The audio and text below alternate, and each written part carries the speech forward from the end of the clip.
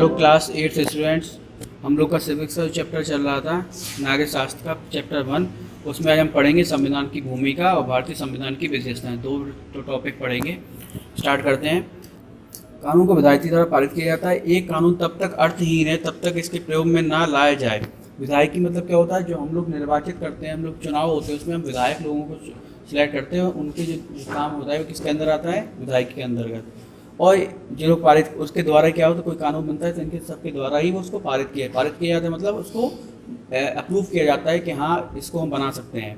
और वह कानून जब तक अर्थहीन रहता है जब तक कि उसको प्रयोग में ना लाया जाए। यानी कानून बना दिया और उसका कोई प्रयोग नहीं हो रहा तो वो किसी मतलब का नहीं है।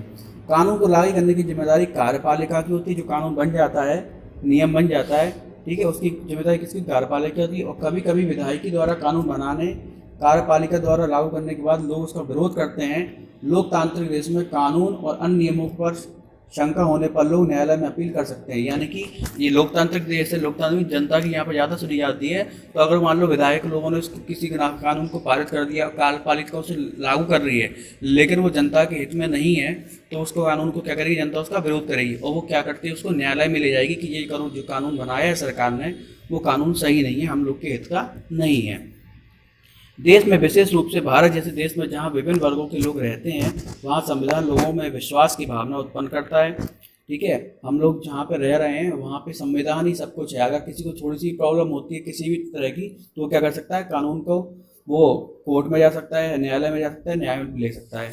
संविधान के निर्माताओं ने सोचा कि भारत को विश्वसनीय लोकतंत्र बनाने में कानून का राज होना बहुत आवश्यक है। जो कानून के निर्माता जिन्होंने बनाया कानून, उन्होंने ये सोचा था कि कानून ऐसा बनाना चाहिए ताकि उसमें क्या हो कि उसमें मेन कानून हो, ठीक है, यानी कि नियम से सब काम चले। इसका अर्थ है कि कोई भी कानून से ऊपर नहीं है। कानून तोड़ने वाले हर व्यक्ति के लिए सजा का प्रावधान है। कानून धर्म, जाति, लिंग, धर्म, धन के महत्व को ना देखते हुए प्रत्येक भारतीय को समान मानता है। यानी कोई किसी को अगर किसी भी वर्ग का हो, चाहे वो गरीब हो, चाहे अमीर हो, चाहे किसी भी वर्ग का हो, उसको ये मतलब नहीं है, अगर उसे न्याय नहीं मिल रहा है तो वो न्यायालय में जा सकता है, वो कानून के तहत न्याय मांग सकता है। वो किसी कानून, जाति, धर्म के हिसाब से नहीं माना जाता, वो सबके लिए बराबर है। संविधान स्पष्ट करता है कि मूल अधिकारों की अनदेखी कर बनाया गया कानून न्यायपालिका द्वारा रद्द किया जा सकता है। यानी कोई कानून ऐसा होगा जो मूल अधिकार क्या होंगे? हर पर्सन के कुछ अधिकार दिए हुए हैं, जैसे कि वो स्वतंत्रता से घूम सकता है, अपनी कोई बड़ी बात कह सकता है, ठीक है, अपने धर्म का पालन कर सकता है, पूजा पाठ कर सकता है मन से। ऐसे ही नियम बनाए मूल अधिकारों ने बोलते हैं। अगर वो उसको लगता है कि ये हमारे नियम कानून के कोई भी कानून ऐसा है जो मूल अधिकारों का नुकसान करता है किसी के, तो वो कानून क्या कर दिया जाए? न्यायपालिका द्वारा उसको रद्द किया जा सकता है। अब हम करते हैं भारतीय संविधान की विशेषताएं क्या है। ब्रिटिश शासन से स्वतंत्रता के लिए भारतीय राष्ट्रीय आंदोलन कई दशक तक जूझता रहा। यानी जब ब्रिटिश शासन जो चल रहा था उससे क्या हुआ? हमें आज़ाद होने के लिए कई दशक तक हम लोग जूझते रहे, लड़ते रहे। स्वतंत्रता संघर्ष के दौरान राष्ट्रवादियों ने इस बात पर काफ़ी विचार किया कि स्वतंत्र भारत किस तरह का होना चाहिए। औपनिवेशिक राज्य के लंबे अत्याचारी शासन ने भारतीयों के सामने इतना जरूर स्पष्ट कर दिया कि स्वतंत्र भारत को एक लोकतांत्रिक देश होना चाहिए।